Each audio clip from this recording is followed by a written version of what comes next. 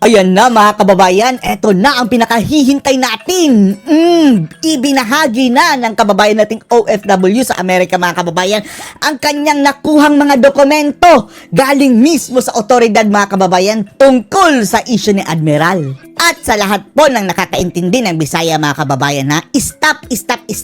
Doon na kayo manood kay Dean Chase sa kanyang Facebook page mga kababayan. Yan o, hanapin niyo sa Facebook mga kababayan, pangalan niya Dean Chase. Almost 100,000 na po ang kanyang followers. I-subscribe ninyo at i-follow. Pero sa hindi nakakaintindi ng Bisaya mga kababayan, ita-translate po natin. Nakakuha pala itong kababayan nating OFW mga kababayan ng dokumento galing mismo sa otoridad sa Amerika. Dahil may batas daw itong Amerika mga kababayan na ang mga kasong may kaugnayan sa public safety ay open to the public. Pero nire-request po raw mga kababayan at binabayaran. Kaya hindi po lahat nakakakuha nito mga kababayan dahil mahal ang bayad. Pero etong kababayan natin si Dean Chase, nagbayad po siya mga kababayan para makakuha ng impormasyon tungkol doon sa kaso ni Tan Kongko. At nakakuha nga siya mga kababayan. Nawindang ang ating kababayang OFW sa kanyang natuklasan. At ngayon, kanyang isi-share mga kababayan. Panoorin niyo po ha. In the United States, in all of the states here in America, is that police records or anything nga kanang mga panghitabong that Anything na mga pangyayari has anything to do with the public safety manggod, you will have access to that. It's public records upon request. Public record upon request. However, mubayad kag dako-dako sa lagi nga kwarta. However, mayroong bayad mga kababayan na malaking pera. O ginastusan talaga niya mga kababayan. So anyways, mauto, I was like, oh, okay, since I live nearby, might as well. So pag ato na ko, masurtian. And then, sabi niya mga kababayan, since I live nearby, so pinantahan ko yung presinto siguro mga kababayan at nag-request siya ng record. Ko nga ang gabantay dito is ang ako ang kanang kliyente. At nagkataon rin mga kababayan na ang nandoon, naka-duty daw mga kababayan, na isang otoridad ha, authority, siguro police o ewan na natin kung sino nag-handle ng record, ay kanyang kliyente. Kliyente na ko. So dila ko musulti gyud kung sa akong trabaho or what I do for a living, but kliyente na po. Pero hindi lang daw niya sasabihin kung ano ang trabaho niya mga kababayan. Kunya, And then, mo to kanang mga ko mo to yun, nagtanong ako. Kibaw ka, it's ano siya much better nga. And then sabi niya, much better Kanang ako na lang i-forward nimo as document. So na akin na lang i-forward ito sa'yo as document. O mas mabuti yun mga kababayan dahil dokumento. Nagagamit po yan sa korte. I gave them my email address. Sinend via email mga kababayan ha. As long as nandun yung copy ng email sa kanya mga kababayan, that is considered legal document. And then, after a few days, dito na ako na-receive ang document. After a few days, na-receive na niya ang document. Na akong gi-request Sa kanyang ni-request via email. And then, na-shock ko sa content. And then, na-shock ako sa content. Pwede na ba akong artista drama? Ako Sige, pipilitin natin man with emotion ang pag-translate mga kababayan. I was totally shocked. What you cookie ba sa ano ko? I was reading. But whatever I was reading, my mind could not comprehend. Woo! It was an insane amount of information, mind-blowing yun gani kayo nga. Oh, this is so mind-blowing information. Wa ko kibaw sa ano ko pag-process atong Hindi ko alam kung paano ko to i-process. information. So Yung information. panic ko. I started panicking kinsa man akong kontakon na ni. Sino ang iko-contact ko? Ganyan siya daw mga Should I kababayan. talk about this? My safety will be on the line if I'm going to have this information by myself. And of course, Kasi mga kababayan, siya ang isa sa mga pinakaunang nag-request ng information na iyon. Malamang kung ginapangnam ng mga, alam nyo na, persons involved doon, yung nakuha niyang information is untampered. Hindi pa nagapang, hindi pa na-edit siguro. Kaya crucial po ang nakuhang dokumento ni Dean Chase mga kababayan. prior to that, kiba mo ko na nakapost ako videos about ani mga pagtabo.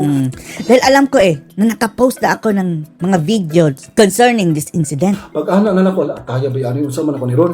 So, Sabi niya, anong gagawin ko nito ngayon? I contacted my closest friends and my family members and I sent them everything. Pero mga kababayan ha, eto kanyang isi-share ngayon. Hindi pa to talagang detailed yung overview pa muna mga kababayan dahil mas mabuti yung mayroon siyang hawak na alas mga kababayan that I got. So mo na. So na ako'y ko Andre Beverly Hills Files. Yang Beverly Hills Files mga kababayan ang gusto natin. Na ako'y Dumanhog Files. Kay Dumanhog ang lugar yan sa Cebu. that I've been receiving. Kay mga tao sa Dumanhog, I don't know why. Murag dako akong kanang kuhan diha. Marami daw nagsisend sa kanyang message mga kababayan from Dumanhog, Cebu. Mayroon pang First FL audios. Yung audio daw ni Madam Liza Araneta mga kababayan. At mayroon siyang mga screenshots O din. then siguro dahil sa Dumanog and then also the First Lady audios katong sense ko ang katong taga Huwag mo nang iparinig sa amin na parang awa mo na. Ayaw pa naming masok Los ka. Angeles sa Gapon and screenshots of very important conversation sa mo nang nadiri and then things that I want to talk about today. Let's make this quick. So ang sulod sa document, I'm going to recount what happened. So I've already done that and then okay. So muna ni nahitabo. So this is what happened. Oh, ako na nag-Ingles. Sa sulod sa document gingon dito Ang laman ng document, sinabi doon nga na they were having this dinner at an event and then nakabutang dito nga anda nakalagay doon. sa ilang tapok, sa ilang entourage na bantayan ko Doon sa kanilang entourage, napapansin nila mga kababayan nga there was really something wrong with na there is really something wrong doon sa namatay mga kababayan. Paulo. He was Ni Paulo Tancon jittery kanang di ko naman jittery. mutang and for Hindi na daw mapakali mga kababayan. some si reason Paulo. even though that the AC was so high and that time it was still around winter season so kanang bugnaw-bugnaw pag but he was like Malamig pa na season mga kababayan. Tapos sweaty si Paulo. sweating profusely ko no. Grabing pawis. Yan ang nakalagay doon mga kababayan sa police report. So, according to the document. And then, moving forward, let's fast forward to around 4 o'clock in the morning. Around 4 o'clock. Grabing partihan. Kinagabihan hanggang nagkaumaga. 4 o'clock in the morning.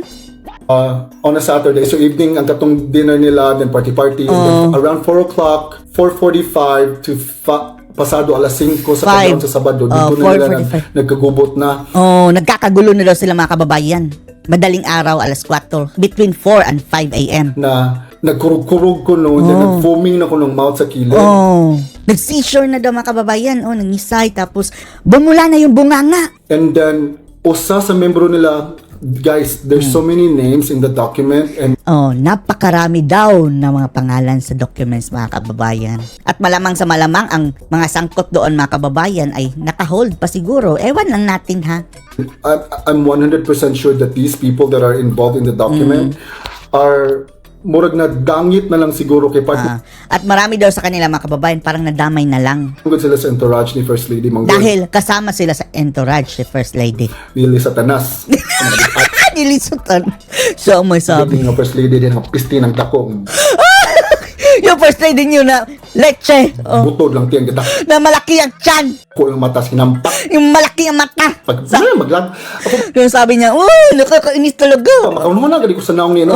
Yung naisip ko yung mukha niya. Kabakakon ganini Yung pagkasinungaling. sa atong paggibuang natin nila diha. Yung parang ginagawa na tayong baliw. Gani sa Pilipinas. dyan sa Pilipinas. Magulo mo na, gani ko na sa puton, kumurag ni Yung iniisip ko pa lang yung mukha niya. Naiinis na ako. Yan ang sabi niya. Tina-translate ko lang. doon kitang parusunog gabay. Ang sarap sampalin ng 20 times o 20 beses. Ang down. Yung mukha. Satanas. Nili Satanas. Sa puton yun kayo kumakat. Naiinis talaga ako. Kamadyong. Ang sarap. Alaon ba? Kanang-kanilan, ganin mong Yung batukan ng kababayan. No? Ang ulo. paunit. Kauban yung banang nga bangag. Kasama yung kanyang husband na bangag. Yan ang sabi niya ha. Tina-translate ko lang. With feelings. Pisti ng mga adik-adik. Lecture yung mga adik-adik na yan. Yawan sa dagko. Mga demonyo yung Animal. Anyway, animals. sa puton yun ko. Anyway, nagiinit talaga ang ulo ko. Basta mag-recount ko ani ka nang nabasa na ko sa dokumento. Medyo Every time na magre-recount ako sa aking nabasang dokumento. ano nga. Ang sarap na, tusukin daw ang Ang taba. mata ni Madam Lisa. Buisit kang lisahan, lisatanas kang dako. Buisit. Oh. So anyway, gisapot na sa dinoon ko, ay lagi ko niyo masaputa. So, dito na, mga pasado alas 5 dito na nag-foam, nag-mount niya. Oh, bumula na daw yung bunganga mga kababayan ni Paulo. Usa sa kanang kuan part silang entourage, ganahan gyud kaayo mo tawag og 911. And then, isa sa kanilang entourage mga kababayan, gusto talaga tumawag ng 911 para ma-save Buhay pa yun mga kababayan between 4 and 5. Curse, buhi pa man. Nagkuan pa ba kanang nag-seizure ba? Parang nag-seizure pa. Turog ba? And then, namunday dito na nag-udi na ditong pero ilang gi pugngan. Pero mga kababayan, pinigilan talaga nila. Nagkumontak ng 911. O yan ang problema mga kababayan. That is a crime. Kung tumawag lang sila mga kababayan ng pulis kaagad, malamang masave pa yung buhay ni Paulo. Pero, kapag hinayaan nyo lang mga kababayan, wala kang ginawa, tapos andon kayo, nakatingin lang, nag-aagaw buhay ang tao, hindi kayo tumawag ng rescue, hinayaan yung mamatay, that is a crime. Sa ibang bansa nga mga kababayan, kapag mayroon kang nakitang na disgrasya sa kalsada tapos dumiretso ka lang, pwede kang kasuhan. Krimen din yan. Kahit hindi pa ikaw ang nakabangga. Wala. Oh, how much more ito mga kababayan? Nag-aagaw buhay na supposedly pwede pang ma-rescue. Oh, yan ang problema dyan. Yan ang problema dyan. At kung sino-sino ang mga taong ito, hawak ni Dean Chase mga kababayan, nakuha niya galing mismo sa mga otoridad sa pulis dyan. Police report. Binayaran pa niya ha. Binili niya ang impormasyon mga kababayan. Dahil legal po ang pagbili ng impormasyon doon sa USA kapag ang kaso may kaugnayan sa public safety. May bayad. Kaya kung sino man ang andyan sa Amerika ngayon na may datong, may pera mga pambayad mga kababayan, pwede kayong mag-procure ng information. Police report tungkol doon kay Paulo Tangkongko. Go. Pero ewan lang natin ha kung magre-release pa ba sila ng bago. Alam nyo naman ang mga taong involved dyan malalaking tae mga kababayan. Agyoy nagsugot o kan mo tawag 911 or Wala daw talagang tumawag ng 911. report it, ilara gyud intang ilara yung gipasagdaan. Hinayaan lang nilang mamatay mga kababayan, hindi sila tumawag ng 911. Intang mamatay ang tao. Hinayaan lang nilang mamatay ang tao. So they literally have almost more than 7 hours to report 7 hours pa para i-report mga kababayan. what was happening on a Saturday. They literally had the time to save the person, but they chose not to. They chose not to. Muna nakabutang dito sa document. Yan ang nakalagay doon sa document. Arwi. Police record yan mga kababayan ha. Sabi niya ha, siya mga hawak ng police record na they have a choice to save the person but they chose not to. A lot of people involved. Daghan pa kayo dito, but I'm going A lot to keep... of people involved.